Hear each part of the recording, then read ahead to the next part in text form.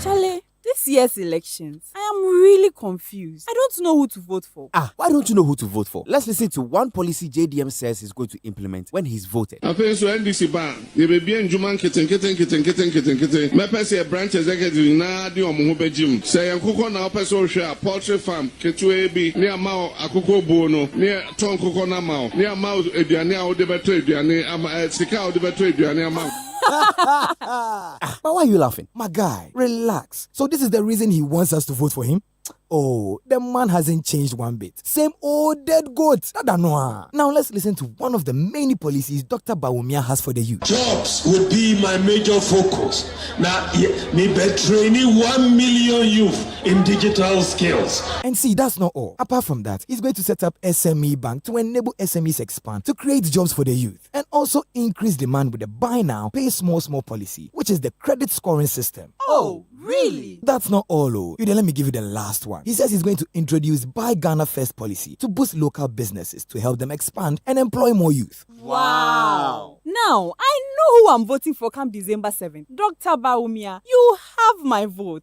Yes, so these are but a few of DMB's bold solutions for the youth when he's voted into power come December 7th. I've changed my mind. I'm not voting for JDM anymore. I'll vote for the bold solutions man, Dr. Bawumia. Great decision, my brother. This year, Dr. Bawumia's vote, yem fan cheche. And yeah, Vote Dr. Bawumia, number 1 on the ballot. Detailed news, unparalleled coverage. City News on 97.3 FM. Eyewitness News. Be there as it happens. City News.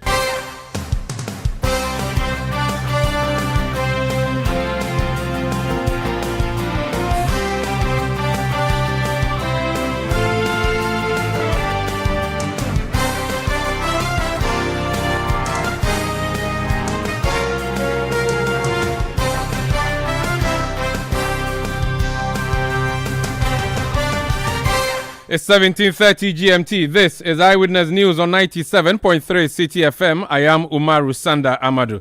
And tonight I'm here with Akufo-Addo. And coming up over the next 90 minutes. Mr. J.M., where do you stand? What are you telling the people of Ghana? Because every time you speak from one corner of your mouth and you speak from another corner of your mouth. Under fire, President Akufo-Addo demands a clear and straightforward position from opposition leader John Dramani Mahama on the galamsey fight. Is that a fair call or a concession or failure from the government on the fight against galamsey? Also coming up. Call on you. Also coming up, police in Accra arrest Bishop Elisha Salifu Amwaku and his wife, who are parents of the 16-year-old boy whose reckless driving caused a tragic accident in East Legon over the weekend, leading to the death of 2. And later, on Eyewitness News, we therefore call on you to enforce the existing ruling of this House based on Article 97(1)(g) and (h). That decision, Mr. Speaker, applies to all 4 ex-members of Parliament. Minority Leader Keith Latofos informally petitioned Speaker Alban Bagbin to expel 4 NPP MPs who are running as independent candidates in the upcoming election. Meanwhile, the Majority Leader Alexander Penyomakin is at the Supreme Court, or rather, is in the courts seeking to arrest that particular move. Stay with 97.3 Citi FM for more on this and many other stories on Eyewitness News. And in business, GCB Capital Limited begins payment of outstanding claims to customers of defunct fund management firms. That's in 50 minutes. From the City Business Desk, Eyewitness News is live across Ghana on a number of affiliate stations, including in the Northeast region on Eagle 94.1 FM in Wale, also in Upper West region on Westlink 88.1 FM in Laura.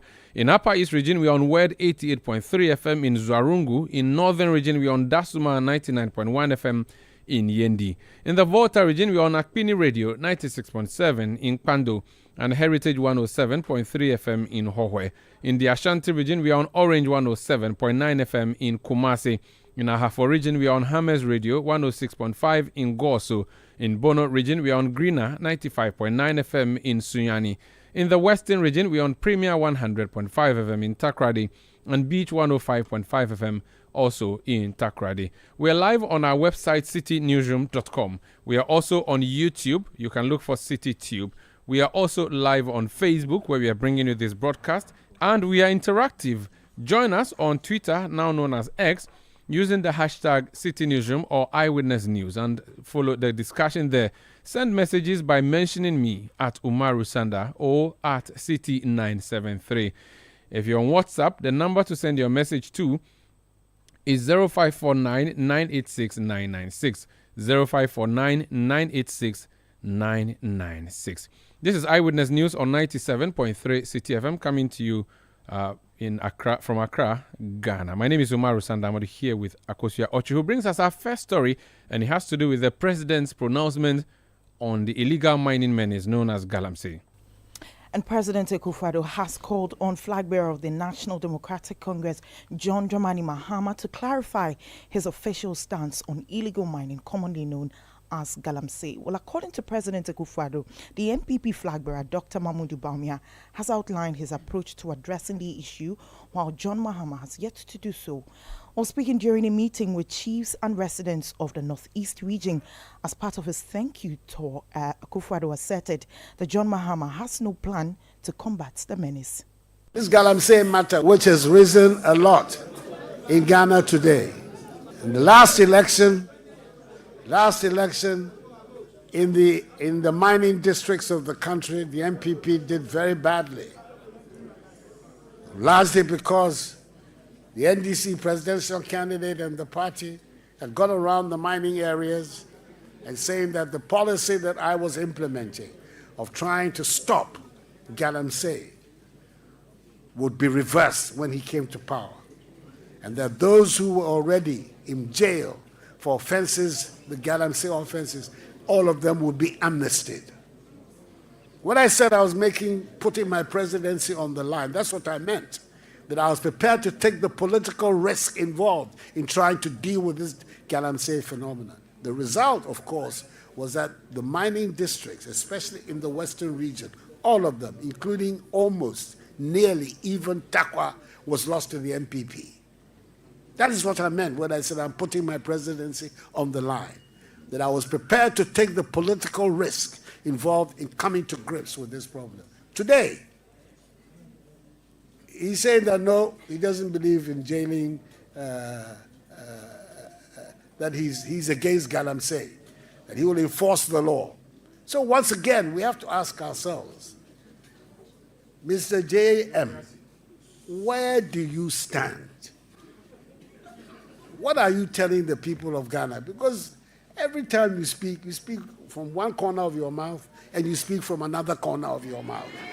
Let us hear from you direct, straight up, what do you stand for?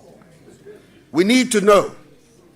The candidate, the MPP presidential candidate, has gone on record as saying that as far as he's concerned, he is prepared to sign a pact that will take the galamsey issue out of our politics, to depoliticize it, to commit him and our party, all of us, agreeing that we would deal with this galamsey phenomenon on a non-partisan basis. We have yet to hear from the NDC presidential candidate. I'm asking him to also come out and support the idea of a political pact on galamsey.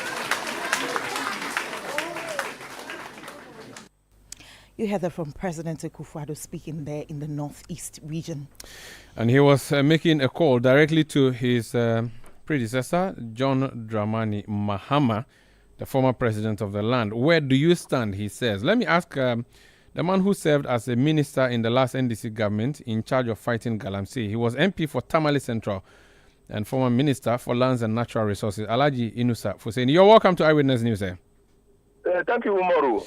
How are you? I'm fine, thank you. President Akufo-Addo is making a direct call to your boss, well, maybe former boss. I don't know whether I should still say your boss, John Dramani Mahama. Where do you stand on galamsey? That's what he says. Where does your boss stand? Where does the NDC stand?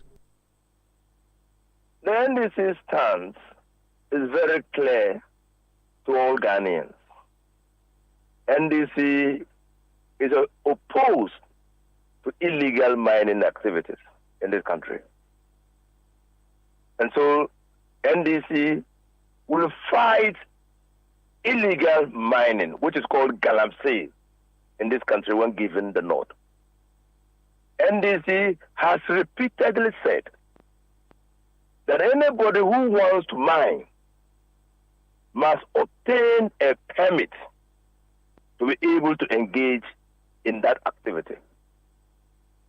So look at it legally or politically, NDC is on firm grounds on its vision for the mining sector, and particularly small-scale mining. And so it is not true that John Dramani Mahama has not stated his position. Let me hasten to add that what His Excellency the President is doing is shamelessly politicizing the issue.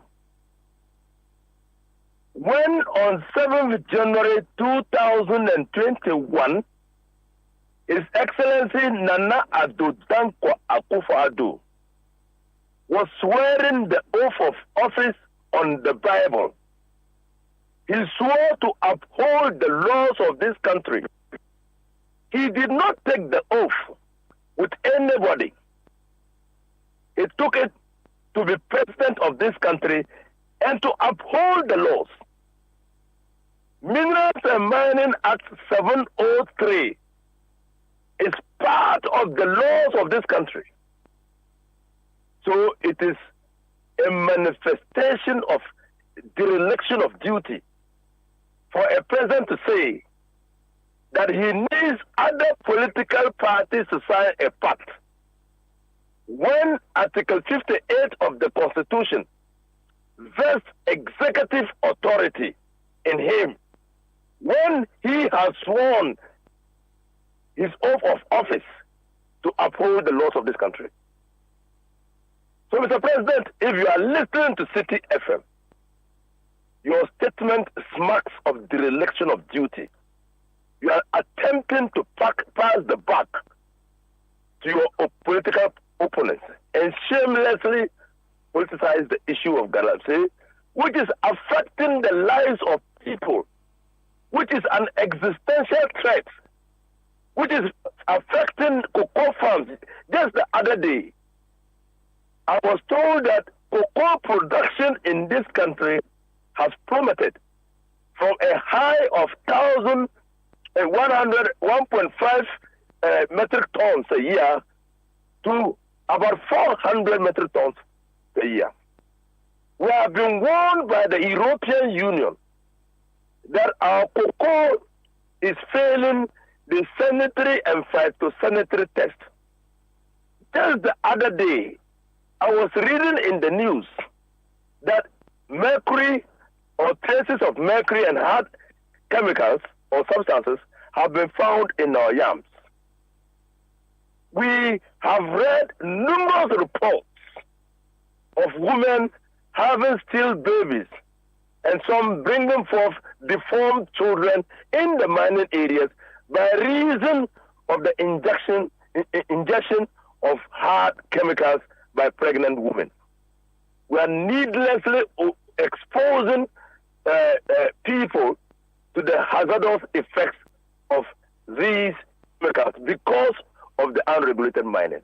And it is the responsibility of the president, if he doesn't know, to bring the menace under control and not attempt to share the blame with any other person.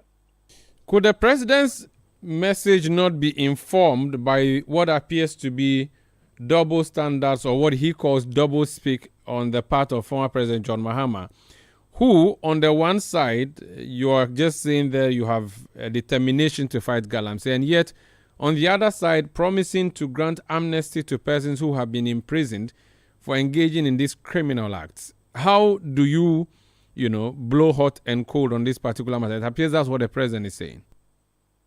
Umaru Sanda, there's no duality of responsibilities in this country in terms of the presidency of this country. That is true, but we also do know that stakeholder consultations are important. What I'm saying is that and the former president who has so much following, if he makes the statement he makes as a nation, speaking nationalistically, it appears that he's not helping the fight. That appears to be what the president is saying, no? You can make all statements that you want to make. If a president is determined to enforce the law, it doesn't matter whose axe is God, he will enforce the law. The fact that the former president makes a statement, which statement the sitting president is not happy about, does not offer him an opportunity to obviate the implementation and enforcement of the laws. That's what you must understand. The statement of John Dramani Mahama does not in any way provide a cover for a sitting president to default in the implementation of the law. So I'm not even going there. That is why I say that it appears to me to be to smack of dereliction of duty if the president is justifying his failure on the basis of a statement made by a former president. Are you telling me that if the president of the United States of America is unable to stem the tide of illegal immigrants, he will blame it on his predecessor for opening the borders during his time to let illegal immigrants enter the country? Centrality of responsibility is key in presidential systems of government. And in this particular case, the president of our republic bears whole and total responsibility for bringing the menace under control. He has to provide the leadership. And that is why I have said on numerous platforms that what appears to be happening to us today is a manifestation of total and complete failure, disastrous failure of leadership and policy of the MPP. The earlier the president woke up to that that realization, the better it will be for all of us, because he might have the opportunity to galvanize all of us into supporting him in these last few days to see whether he can start a process of bringing the menace under control. Let me ask you a question that has been sent by someone who is openly campaigning for the New Patriotic Party. His name is Maximus Ametogo. He's engaging in open campaigning for the NPP, and he sends a question that he wants me to ask you in reference to the earlier statement you made about licensing small-scale miners. He says that if you, as a party, believe that licenses cure illegal mining, why are you complaining about the number of licenses that have been issued by this Akufo-Addo government over the past 8 years? First of all, licenses on a general principle, are regulated activities. So if you put officers in place, Ametopo or what's his name, you put officers in place to grant licenses. They must balance the granting of the licenses against the need and desire to protect the environment, and the capacity of the Minerals Commission to police those licenses. That is why one is at a loss that within the 8 years, the MPP has granted in excess of 2,000 licenses for the small-scale mining sector. Because that will put the Minerals Commission's ability to police the activities of the licensed miners under strain. And also, that will inadvertently affect the environment. That is why people are complaining. The rationale and prudence of granting 2,000 licenses within 2 years is what is the problem, and not granting licenses per se. Thank you for speaking to us, Honorable Alhaji Inusa Fuseni. Thank you. You're welcome. That's former Minister for Lands and Natural Resources and former MP for Tamale Central, Alhaji Inusa Fuseni. Let me give you back again the president's voice. The president was speaking in the Northeast region, and it would appear this is his first public statement on galamsey since the campaign was intensified, even organized labor threatening to shut down the country. We have been campaigning here. He had said he had put his presidency on the line. When he spoke on the campaign trail, this is what the president said. Listen. This galamsey matter, which has risen a lot in Ghana today. In the last election, in the mining districts of the country, the MPP did very badly. Largely because the NDC presidential candidate and the party had gone around the mining areas and saying that the policy that I was implementing of trying to stop galamsey would be reversed when he came to power, and that those who were already in jail for offenses, the galamsey offenses, all of them would be amnestied. When I said I was putting my presidency on the line, that's what I meant, that I was prepared to take the political risk involved in trying to deal with this galamsey phenomenon. The result, of course, was that the mining districts, especially in the western region, all of them, including almost nearly even Takwa, was lost to the MPP. That is what I meant when I said I'm putting my presidency on the line, that I was prepared to take the political risk involved in coming to grips with this problem. Today, he's saying that no, he doesn't believe in jailing, that he's against galamsey, that he will enforce the law. So once again, we have to ask ourselves, Mr. J.M., where do you stand? What are you telling the people of Ghana? Because every time you speak from one corner of your mouth and you speak from another corner of your mouth. Let us hear from you direct, straight up, what do you stand for? We need to know. The candidate, the MPP presidential candidate, has gone on record as saying that as far as he's concerned, he is prepared to sign a pact that will take the galamsey issue out of our politics, to depoliticize it, to commit him and our party, all of us, agreeing that we would deal with this galamsey phenomenon on a non-partisan basis. We have yet to hear from the NDC presidential candidate. I'm asking him to also come out and support the idea of a political pact on galamsey. So that's President Nana Addo Dankwa Akufo-Addo speaking on galamsey for the first time in a long time. Well, the minority in Parliament has also been speaking on the issue. Well, they have labelled the Akufo-Addo-led government as a failure in the fight against illegal mining, also known as galamsey. Well, they argue that under this administration, Ghana has seen an unprecedented rise in unlawful and uncontrolled mining activities with little to no effort to address the issue. In his opening remarks, the minority leader, Dr. Keselato Forting, called on the House to mount pressure on the government to act on the worrying trend. Let me be quick to state that all is not well with our country. Mr. Speaker, our country is under attack. Ghana is under a plague of unprecedented spate of illegal, illicit activities. Mr. Speaker, I say this because Ghana is under the precipice of a self-inflicted environmental genocide and destruction.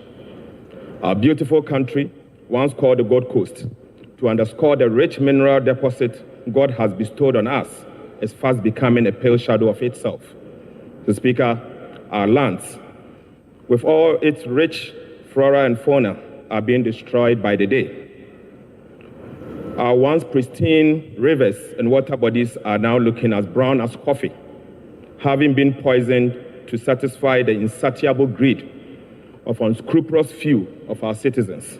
Mr. Speaker, many farmlands, including cocoa farms, have been completely destroyed, and in their place are unattended pits and gullies from these uncontrolled mining activities.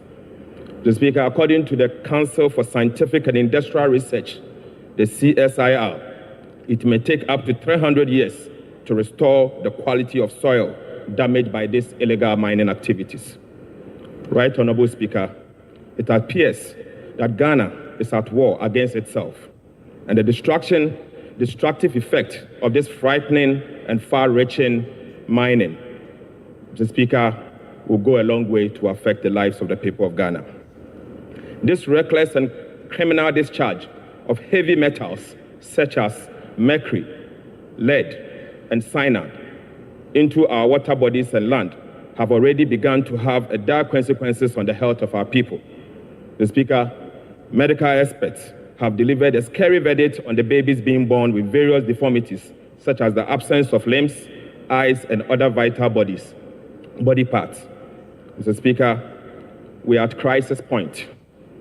At the heart of this crisis is leadership failure, official complicit, and lack of political will by the Akufo-Addo government and the MPP. Right Honorable Speaker, to do nothing is no longer an option. Right Honorable Speaker, I repeat, to do nothing is no longer an option. This House must rise to the occasion and bring the necessary action to bear on the President, the Vice President, and the government to act. That was Minority Leader Dr. Keselato Forsen. However, the Majority Leader Alexander Penyumaking stated that President Akufo-Addo should be recognized by the House for making a bold decision to address the issue. Indeed, it's a known fact that Akufo-Addo administration took a decision to deploy the Ghana Armed Forces through what is known as Operation Halt in the early years of his presidency. And the aim was to combat the threat of illegal mining, which was wreaking deliberate havoc on the nation's water bodies and forest reserves.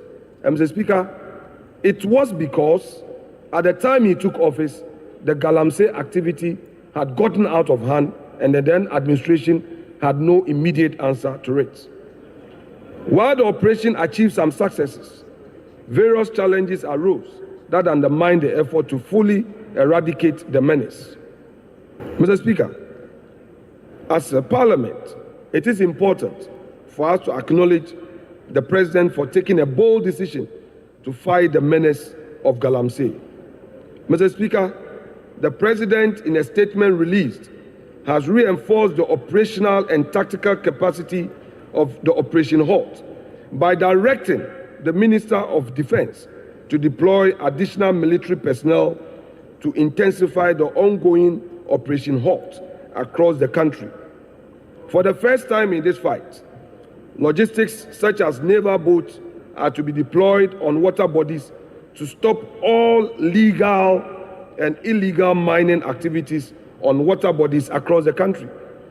Furthermore, the President has directed for the suspension of the Environmental Protection Regulation 2023, LI 2462, by the Ministry of Environment, Science, Technology and Innovation, alongside the Environmental Protection Agency.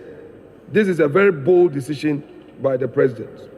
Mr. Speaker, the fight against galamsey is a collective fight for the survival and sustainability of our livelihood as a nation. This is because water is essential in our daily survival, and we must take measures to protect all the water bodies in the country from any form of pollution. We as political leaders and actors must commit to this fight in all sincerity and not to play lip service to it. Mr. Speaker, we must be committed and we should be united in this fight. Alexander Penyumaking is Majority Leader. Eyewitness News. Be there as it happens. I'm saying that Ghana must not introduce free SHS on the whimsical promise of a desperate politician. Many mistakes have been made by countries in Africa already with free SHS.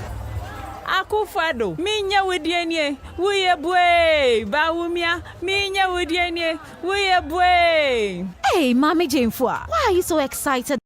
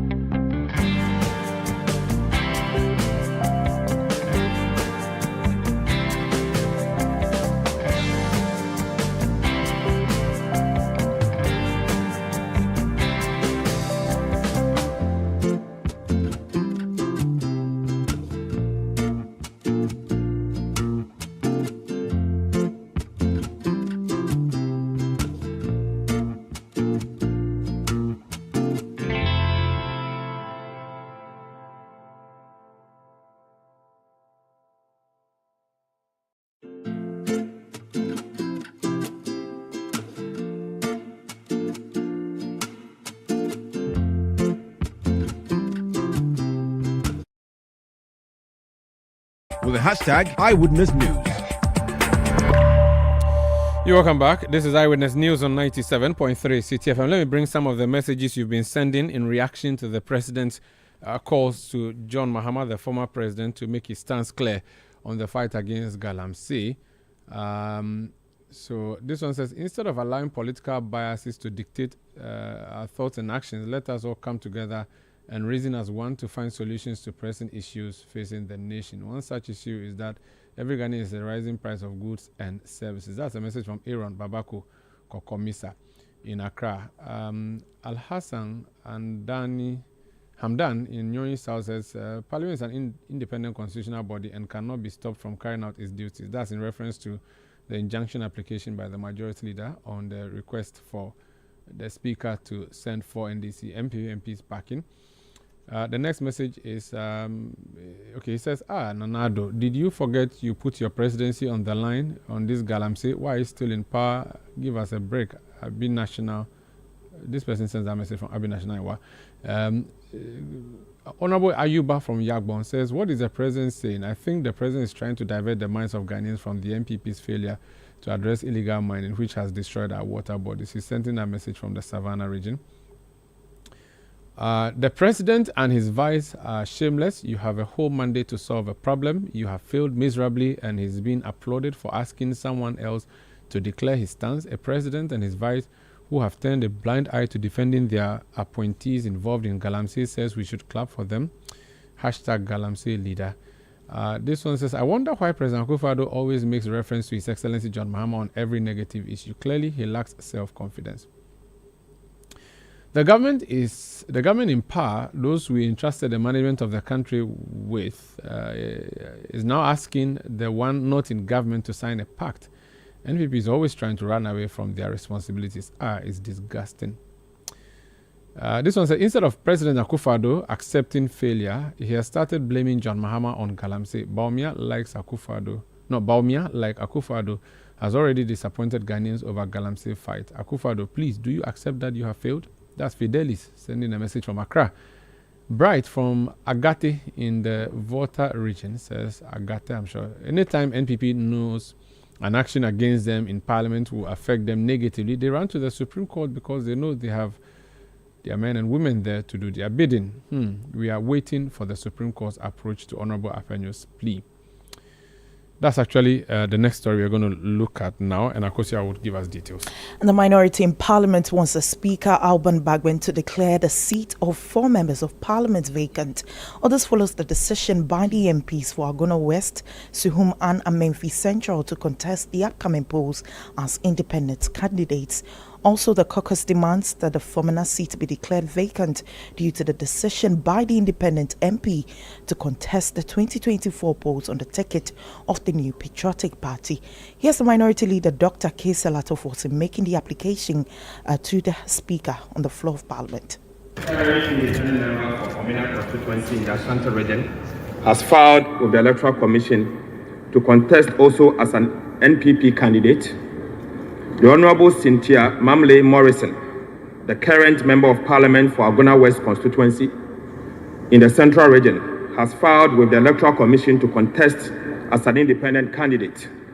The Speaker, the Honourable Kojo Asante, the current NPP member for Suhum constituency in the Eastern region, has also filed with the Electoral Commission to contest as an independent candidate.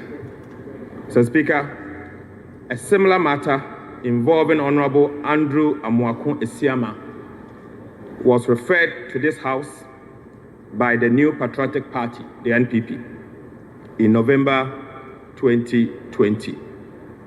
The NPP argued that by his decision to contest as an independent candidate whilst he was a sitting NPP Member of Parliament, the Honorable Esiama had vacated his seat in accordance with Article 97(1)(g) of the Constitution. The then Speaker of Parliament, Right Honourable Michael Quay, upheld the NPP's position and took an action to enforce Article 97(1)(g) of the Constitution and ruled that the NPP Member of Parliament for Fomena Den had vacated his seat by his decision and conduct and hence cease to be a sitting member of Parliament. Mr. Speaker, this ruling was not contested and has still not been contested and remain good and valid as a rule of this House. Right Honorable Speaker, we therefore call on you to enforce the existing ruling of this House based on Article 97(1)(g) and (h). That decision, Mr. Speaker, applies to all 4 ex-members of Parliament, namely Honorable Peter Kwachiaka, Honorable Andrew Amoako-Esiama, Honorable Cynthia Mamle Morrison, and Honorable Kojo Asante.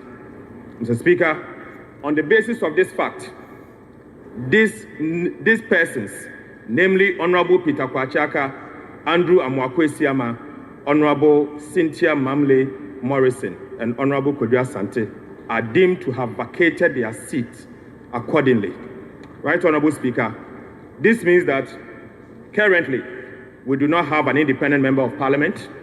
The MPP have only 135 members of Parliament, having seen 2 of their members contested as an independent candidate, and the NDC has 136 members of Parliament.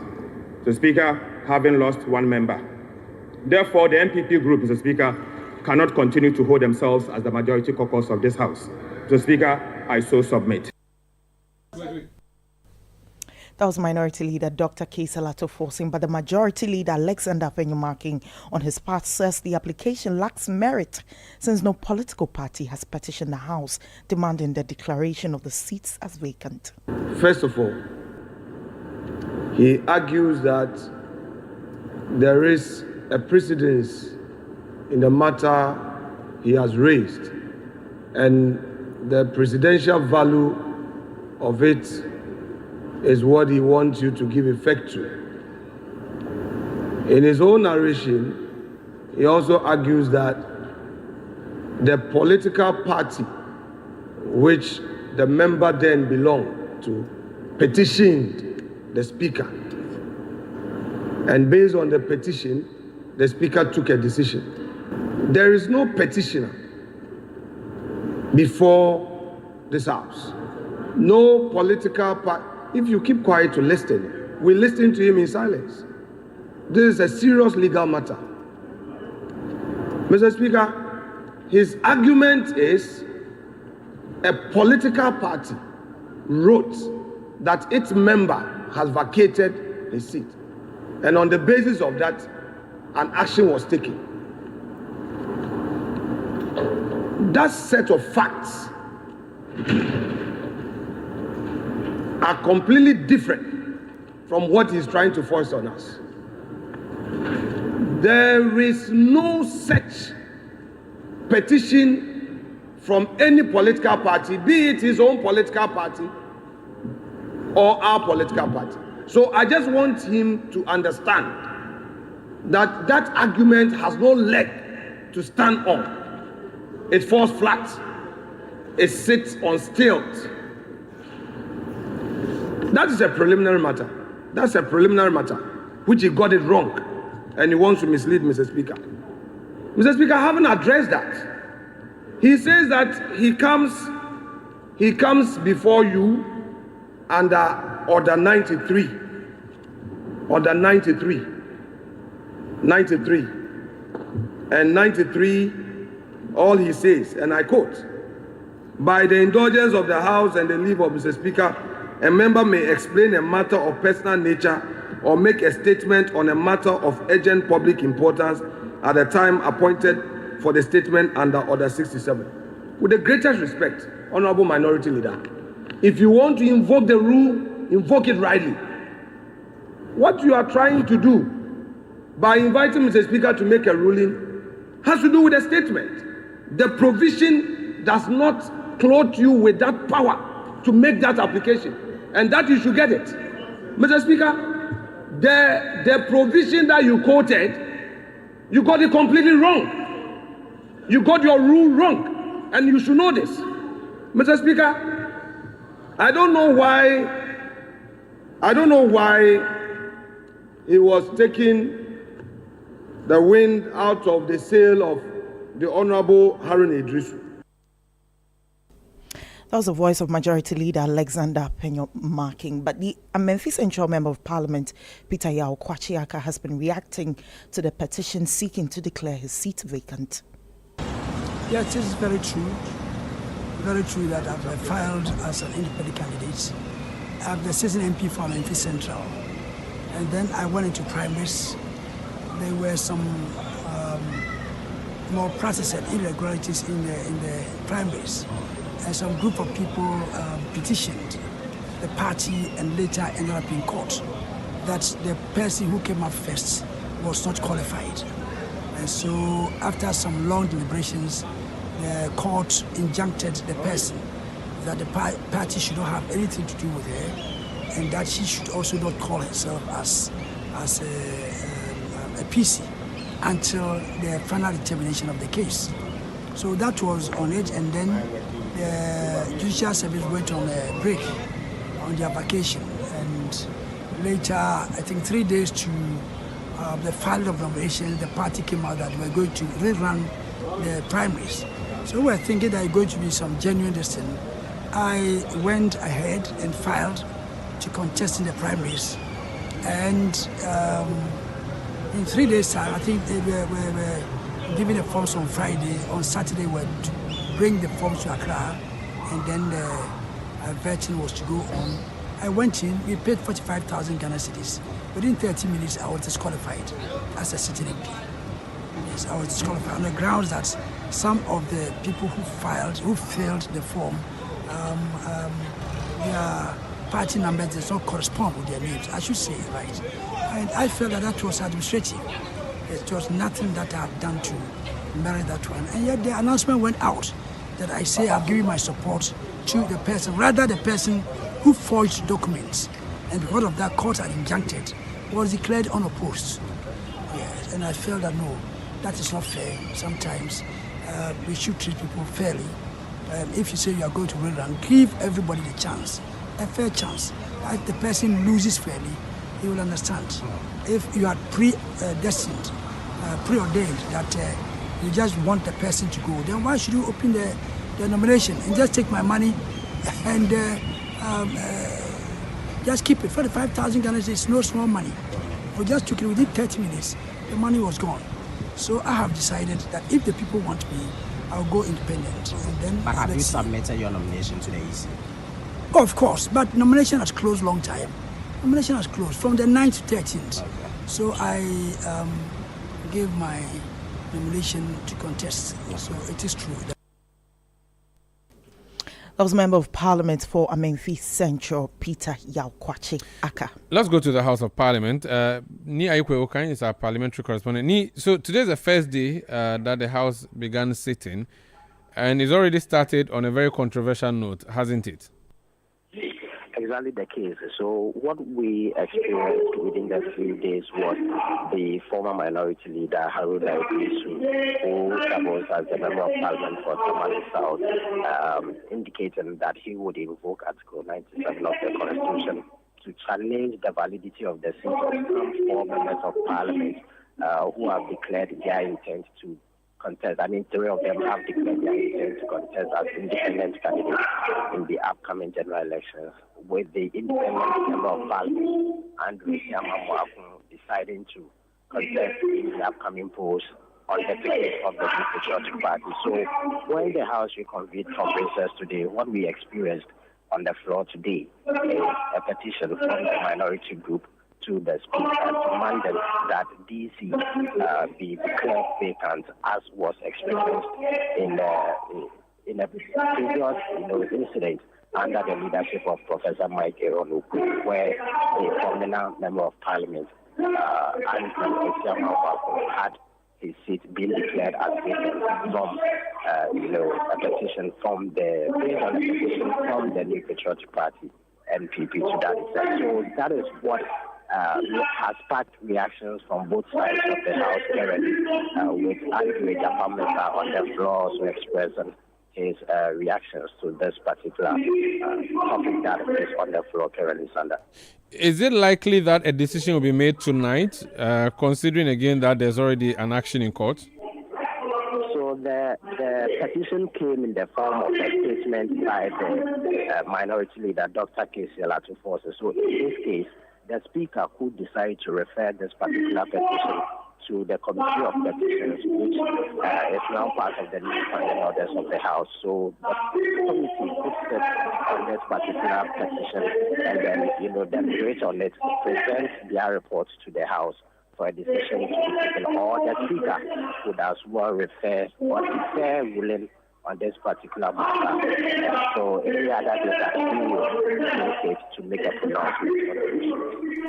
Thank you so much for speaking to us. Aikwe Okande is our correspondent in Parliament. He's actually there still in the chamber following proceedings, which proceedings are already controversial on the first day since the House returned. This is Eyewitness News on 97.3 Citi FM. The police has issued a statement and it's titled Police Update on Fatal East Legon Accident. Parents of suspect driver arrested. The Ghana Police Service has today, 15th October 2024, arrested suspects Bishop Elisha Salifu Amuakun and Moha Amuakun, parents of the suspect driver involved in the fatal accident that claimed 2 lives at East Legon on Saturday, 12 October 2024.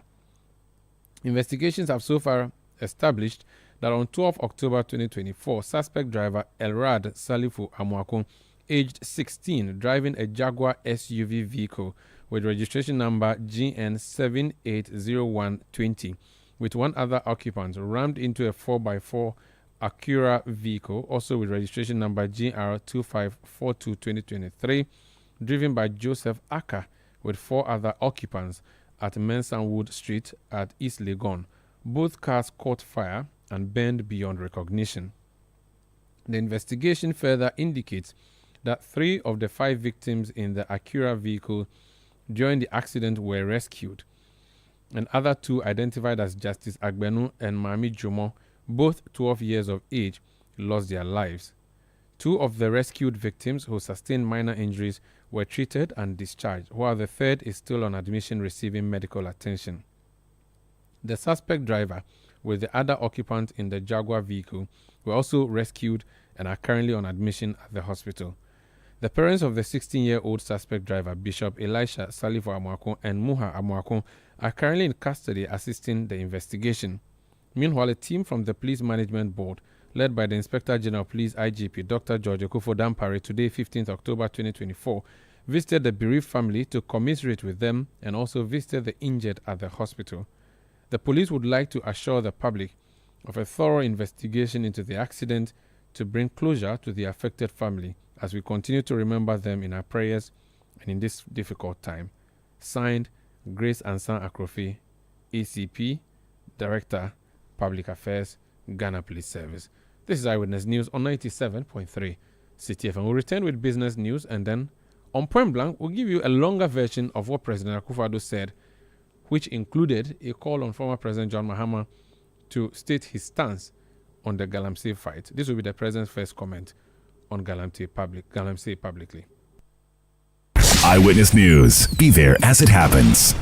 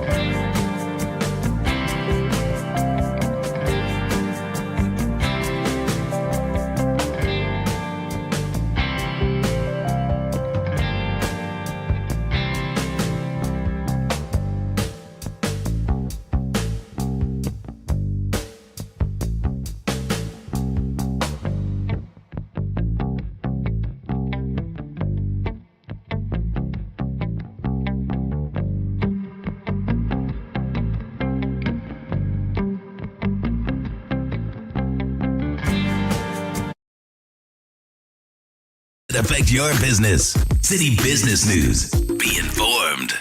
Welcome to the Tuesday edition of the City Business News on Eyewitness News. I am Akufo-Addo. The details.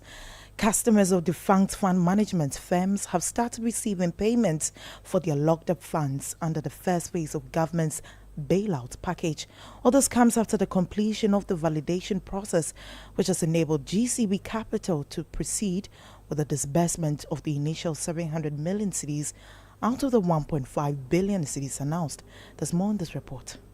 The payment of the outstanding claim, City Business News understands, commenced on Monday. It comes after GCB Capital missed the September 30 timeline for the payments to begin. This was because most of the customers had not completed the due processes to have their accounts credited. But as of Monday, some of the customers had received credit alerts to this effect. GCB Capital tells City Business News that the process is ongoing smoothly and will continue with the pace until all payments under Phase 1 were finalized, while they await the disbursement of the next 400 million cedis. While the customers acknowledge receipt of the funds, they have some concerns. Charles Nyame is the convener of customers of Defunct Gold Coast Fund Management. Yesterday, at late afternoon, some of our members confirmed to us that they have received a bank alert,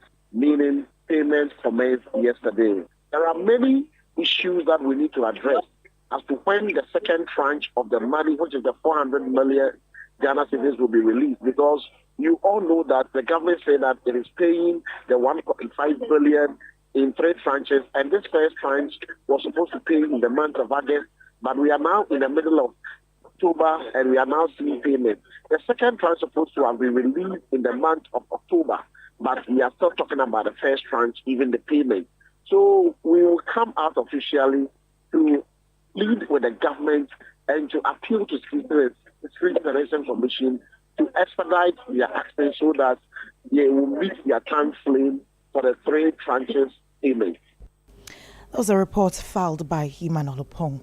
Now, economist Professor Patrick Isuming is pushing for the speedy implementation of policies to ensure the country is able to meet its debt obligations to bilateral creditors. All this comes on the back of concerns of further depreciation of the cedi due to the commencement of external debt servicing. Already, the Eurobond debt service began last week Friday, comprising $320 million in coupon payments, which were previously frozen due to a debt service freeze announced in 2022. Professor Patrick Isuming has been addressing the issue in an interview with City Business News. For almost 2 years now, we have not been paying our external debt. And even with that, we've seen the city still come under pressure. Even though the restructuring has reduced the level of the debt, now that we are going to start repaying, I think the pressure is going to increase. And to add to the fact that one of our most reliable sources of foreign exchange and cocoa is not doing well, we should see more pressure on the currency going forward. But, I mean, our debt indicators will look generally better. Once all these processes have cleared, our debts will come down a little bit. But, I think it doesn't mean that we still don't have to pay. We still have to pay our debt. The ones that are remaining, we still have to pay. And I think that is what we should be focusing. We should be making sure that the economy is growing stronger and is getting more resilient.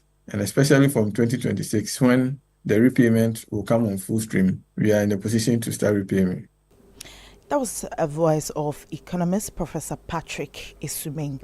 Now, the Center for Environmental Management and Sustainable Energy is proposing that oil marketing companies, OMCs, offer a minimum margin of 50% to their dealers in order to retain them.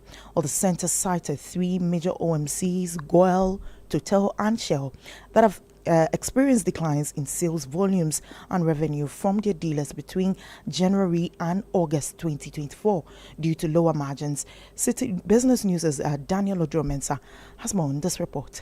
In a report titled Sales Volumes and Dealers' Profitability in Ghana's Petroleum Downstream, the center revealed that recent competitive pricing strategies in the petroleum downstream have negatively impacted the sales of Goel, Total and Shell, consequently affecting their dealers' profits. The dealer margins offered by these OMCs range from 18 pesos to 40 pesos per litre of fuel, which are intended to cover costs related to credit, utility bills, and employee compensation. However, in an interview with Citi Business News, the executive director of the center, Benjamin Nsia, noted that these low margins have adversely affected dealers' sales volumes and profits. A decline in sales volume also means that revenues of their dealers will also see a respective decline because revenues are projected based on sales volumes. We also observe that margins allocated to dealers by these OMCs, which range between 18 pesos to 30 pesos, because of the decline in their sales volumes, is also affecting their revenues and their ability to even cover costs.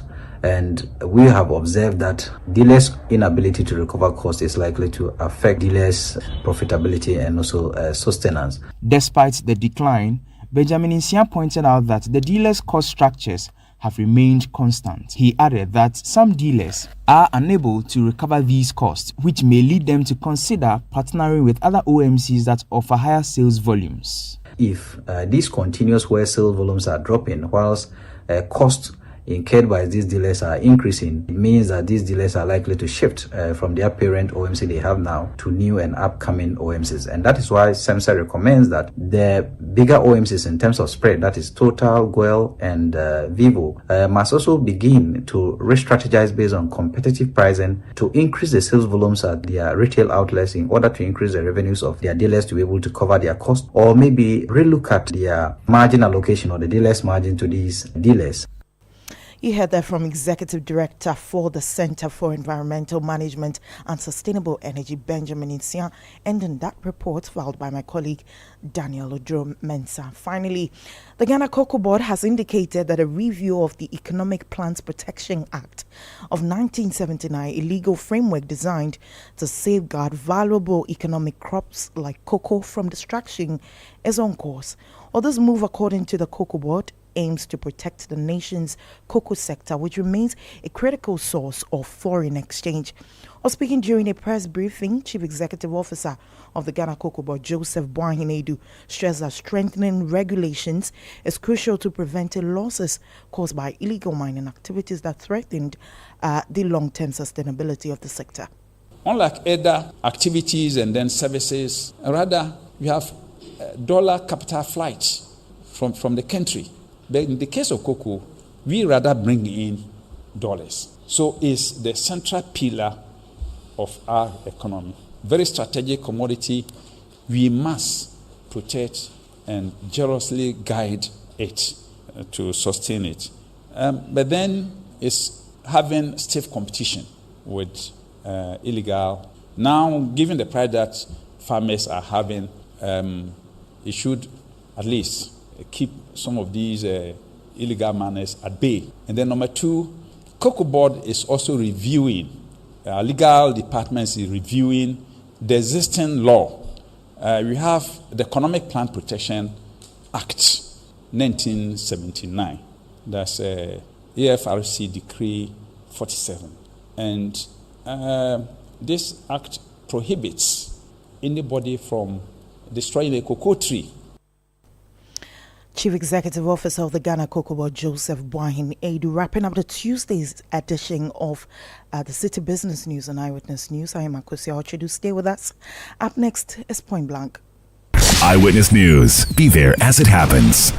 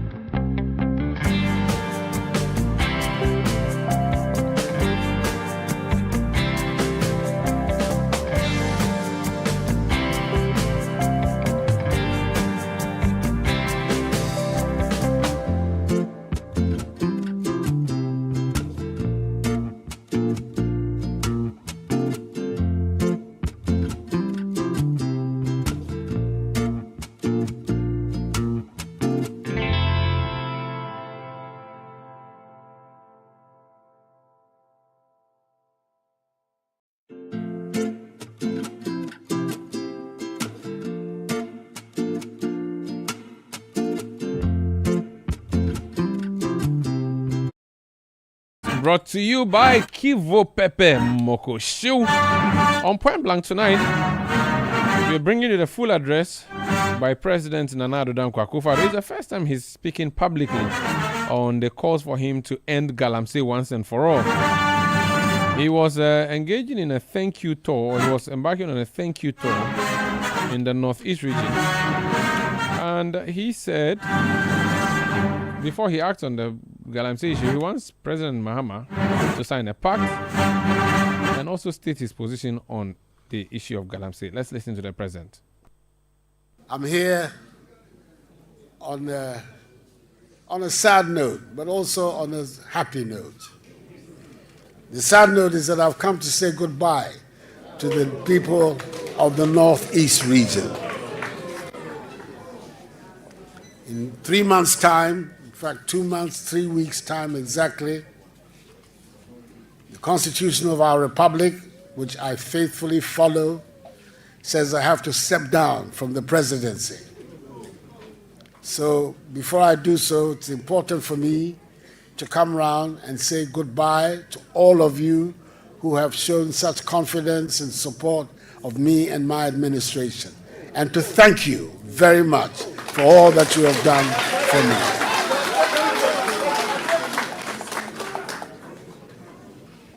I've already been to see the Nairi to say goodbye and to thank him before coming here today.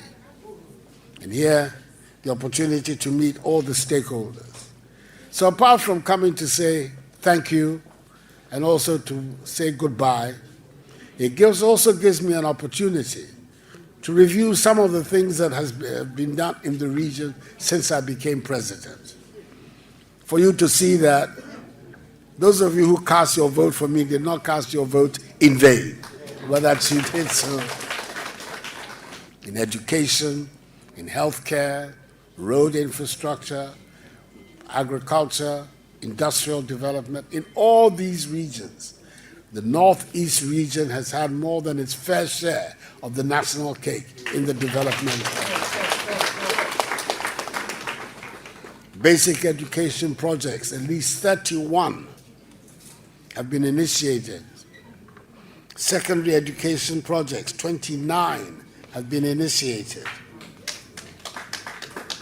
We've established a model STEM school here at Basingpe. And we're establishing a TVET Center of Excellence at Guabuliga. All these are indication of the importance that I attach to education. Until I came in 2017, every year, over 100,000 young men and women dropped out of the educational system. Not because that is in the transition from junior high to senior high. Not because they did not have the qualifications. They all had the qualifications. But because, unfortunately, their parents could not afford to pay for their education at the senior secondary level. So that over 10 years, 1 million, at least a minimum of 1 million young people were thrown out of education because their parents could not afford to continue. That is a huge waste of human resources. And that is why I made the decision that, like many other places in the world, people are making it seem as if what I'm doing here in Ghana is something unusual.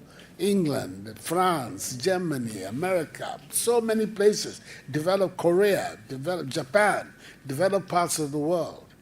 Education at the basic level, which includes secondary education, is free so that everybody can have a chance to have a minimum of education. It's very, very important for the development of our country. So since I came, we have done 2 or 3 things. First of all, we have doubled the number of people who are enrolled in senior secondary. It was 800,000 when I took office on the 7th of January 2017. It's now 1.6 million plus. The 100,000 that were dropping out are now all in school. some woman in Accra. One time I went to a wedding, and she came with a very serious face. I have to speak it in Ghana, and I'll translate it. She came and said, boy, because of you, we don't now get young girls to come and serve us in our house. Why? I'm afraid I'm at a school. So I told her, I said, well, that is a good thing. It's not a bad thing. The way you're speaking as if it is a bad thing for them to go to school, it's a good thing. What she was saying is, because of me, nowadays there are no young girls to act as maids in the house. The girls who are acting as maids are all now in school. We thank God for that. Apart from doubling the number of people who have benefited from the policy, 5.7 million over the course of these 7 years have benefited from the free senior high school program. Apart from widening access to education, the quality of education, because of the reforms that we have put in, have also increased significantly. Last year, the WACC results that came out were the best in the history of the examination, the best ever. The numbers of people with scores of 50, 60% plus has increased dramatically. So not only have we widened access to education, we've also improved the quality of education in Ghana. And what is it all for? We're making it possible for Ghanaians to compete successfully in this 21st century, which is about knowledge, it's about information, it's about technology, it's about science. And we Ghanaians, we're going to be part of that. So that is the whole point of the educational reforms. All kinds of people have been saying all sorts of things. Some of them, I'm surprised to hear some of them today. When I first brought up the idea that this is what I was going to do, I was told by my principal opponent in 2016 that if you had 2 billion cedis, you will not put it in education. Really? Well, that's you. Me, I'm different. I'll put it in education.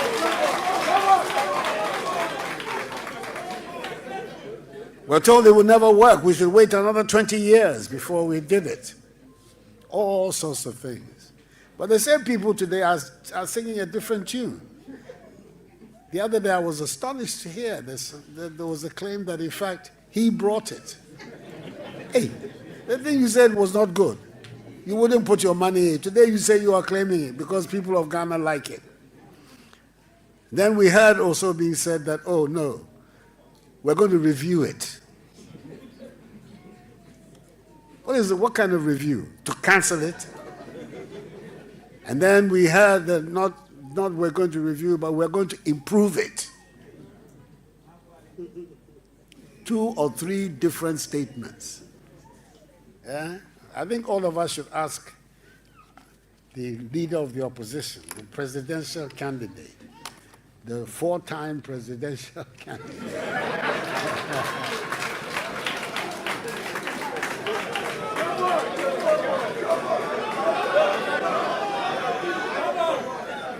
of the National Democratic Congress. Let's ask him, which is which? What should the Ghanaian people take as your real position? Because this chopping and changing is a very difficult thing for some of us to understand. What should we believe? Are you going to change it? Are you going to cancel it? Are you going to improve it? Because every time you open your mouth, you say a different thing.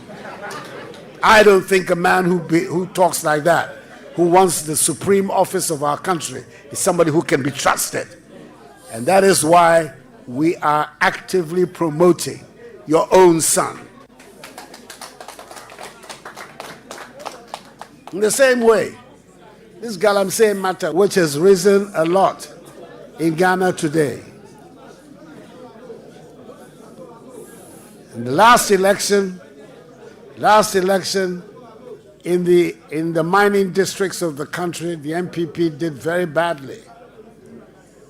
Largely because the NDC presidential candidate and the party had gone around the mining areas and saying that the policy that I was implementing of trying to stop galamsey would be reversed when he came to power, and that those who were already in jail for offenses, the galamsey offenses, all of them would be amnestied. When I said I was putting my presidency on the line, that's what I meant. That I was prepared to take the political risk involved in trying to deal with this galamsey phenomenon. The result, of course, was that the mining districts, especially in the western region, all of them, including almost, nearly, even Takwa, was lost to the MPP. That is what I meant when I said I'm putting my presidency on the line. That I was prepared to take the political risk involved in coming to grips with this problem. Today, he's saying that no, he doesn't believe in jailing, that he's against galamsey, that he will enforce the law. So once again, we have to ask ourselves, Mr. J.M., where do you stand? What are you telling the people of Ghana? Because every time you speak from one corner of your mouth and you speak from another corner of your mouth. Let us hear from you direct, straight up, what do you stand for? We need to know. The candidate, the MPP presidential candidate, has gone on record as saying that as far as he's concerned, he is prepared to sign a pact that will take the galamsey issue out of our politics, to depoliticize it, to commit him and our party, all of us, agreeing that we would deal with this galamsey phenomenon on a non-partisan basis. We have yet to hear from the NDC presidential candidate. I'm asking him to also come out and support the idea of a political pact on galamsey. When we come to health care, we've done a lot in this area. As you know, and this is something that is extremely important for the history books of this country. At the height of the pandemic, 2020, late 2020 or early 2021, I was in my office one afternoon when the vice president walked in. Comes into my office whenever he wishes to talk to me. No appointment, nothing. Just walked in and said his research department had just come across a very troubling fact. And was I aware that in the 260 districts in Ghana, 88 districts had no district hospitals at all? To be honest, when I heard it, my heart jumped. I said, hey, when you are having a disease which is affecting people across the board without distinction, whether they are high or low, you need medical facilities that everybody can have ready access to. So I called the presidential advisor on health, Dr. Siasa, and I said, this is the information that the Vice President Bawumia has given me, that there are 88 districts in Ghana that have no district hospital at all. I want you to verify this information and then come back and bring me an idea of what we can do about it. He came back and said, in fact, the figure was not 88, but it was 101. So you put this 101 together with the 6 regional hospitals for the 6 new regions, plus the 7th for the Western region, plus 3 psychiatric hospitals. That is what gives you Agenda 111. President Nana Addo Dankwa Akufo-Addo speaking in the Northeast region on a thank you tour.